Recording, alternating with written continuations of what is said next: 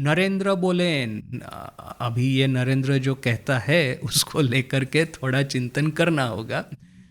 गीताए भगवान जे निष्काम कर्मो करते बोलेन से पूजा जप ध्यान यही सब कर्मो अन्य कर्मो न है। गीता में भगवान ने जो निष्काम कर्म करने को कहा है वह यही सब पूजा जप ध्यान वगैरह, और कोई कर्म नहीं। देखिए यह स्वामी जी ने बाद में जो कुछ कहा है, और इवन गीता का भी कर्सरी रीडिंग करने से भी हमको जो पता चलता है उसके साथ में ये स्टेटमेंट का कहीं पे भी मिल नहीं हो रहा है कि गीता में भगवान ने किस तरह का निष्काम कर्म करने को कहा है। तो पूजा जप ध्यान वगैरह और कुछ नहीं। देखिए यहाँ पे हमको बहुत बहुत कुछ कहना होगा कि नरेन ने ऐसा क्यों कहा। गीता पढ़ करके ऊपर ऊपर से ही लगता है कि भगवान ने एक्चुअली अर्जुन को युद्ध करने के लिए उपदेश दिया था, नहीं कि पूजा जप ध्यान करने के लिए कर्मयोग की बात कही थी। निमित्त मात्रम भवसव्य साचीन, इसका अर्थ क्या है कि मैंने ऑलरेडी इनकी हत्या कर दी है शत्रु सैन्य की, तुम तो सिर्फ मेरे लिए निमित्त मात्र हो। तो ये निमित्त मात्र होना ये सिर्फ इसके लिए नहीं कि जब ध्यान पूजा पाठ, किंतु क्षत्रिय धर्म करने के लिए भगवान अर्जुन को तैयार कर रहे हैं। हमने गीता के बारे में एक बार जब डिस्कशन हुआ था तो बात हुई थी कि गीता, अब जैसे कि ये गांधी जी ने अनासक्ति योग बोल करके गीता के बारे में लिखा है, किंतु मुझे ऐसा लग रहा है कि अनासक्ति योग यदि गीता का कोई एक सार आपको निकालना ही है तो मेरी दृष्टि, अब सबकी अपनी अपनी दृष्टि है ऑफ कोर्स, ऐसा कहना उचित नहीं है कि मैंने ही गीता को ठीक समझा उन्होंने नहीं समझा, इतना विशाल महासागर की तरह है। किंतु यदि जहाँ तक ये कोर भगवान कृष्ण का पर्पस जाता है, क्यों गीता कही गई, अर्जुन को युद्ध करने के लिए तैयार करना है मानसिक स्वरूप से, जिससे कि वो बिना झिझक के अपने जो रिलेटिव्स है, अपने जो संबंधी है, उनका भी हत्या करने के लिए वो तैयार रहे। तो यह जो स्वधर्म पालन करने का उपदेश है यह भगवान कृष्ण ने अर्जुन को दिया है। तो मुझे ऐसा लगता है कि यह स्वधर्म पालन का उपदेश यही गीता का हार्द है।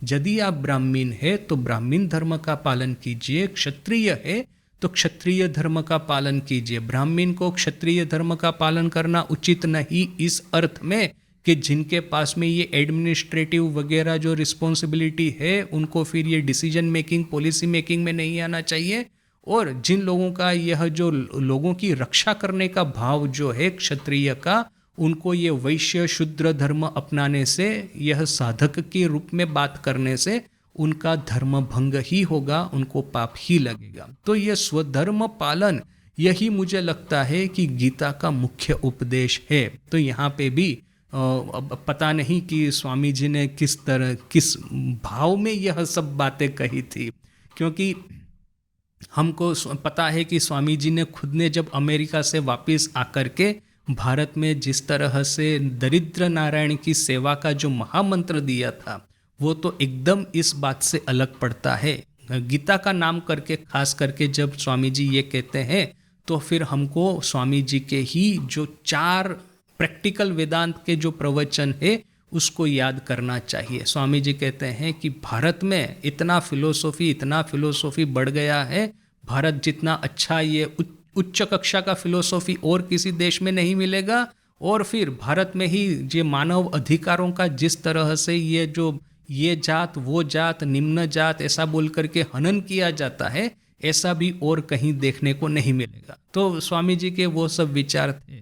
तो ये स्वामी जी ने ये जो कहा किस दृष्टि से कहा है, वो भाव में आकर के, माने भक्ति के भाव में आकर के उन्होंने ये कहा, ऐसा मैं अनुमान कर लेता हूँ। क्योंकि अगेन वही फेमस बात कि शरत महाराज कहते हैं, आई थिंक योगानंद जी को ही, कि नरेन जब जिस बात को कहता है उसको इस तरह से बड़ी करके कहता है कि ऐसा लगता है बाकी सब गलत और यही एक सत्य।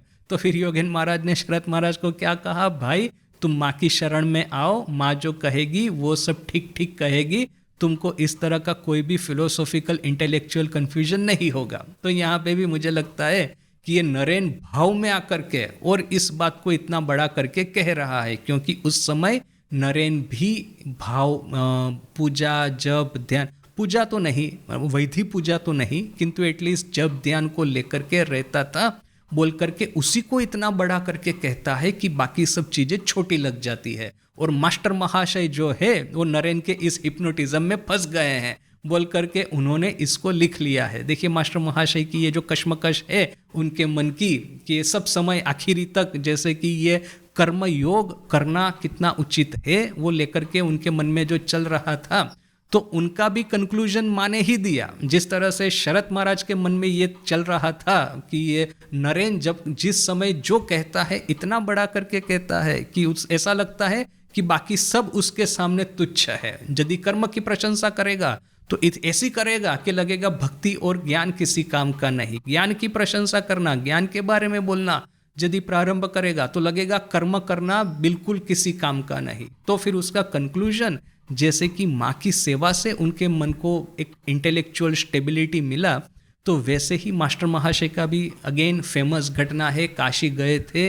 माँ भी थी उस समय वहाँ पे, माँ सेवाश्रम का दर्शन करने के लिए आई, बड़ी खुश हो गई। फिर वो जो लक्ष्मी निवास गई वहाँ से 10 रुपया माँ ने दक्षिणा के रूप में भेजा। और यह बात जब राजा महाराज को पता चली तो बड़े ही खुश होकर के कहा कि बुलाओ मास्टर महाशय को।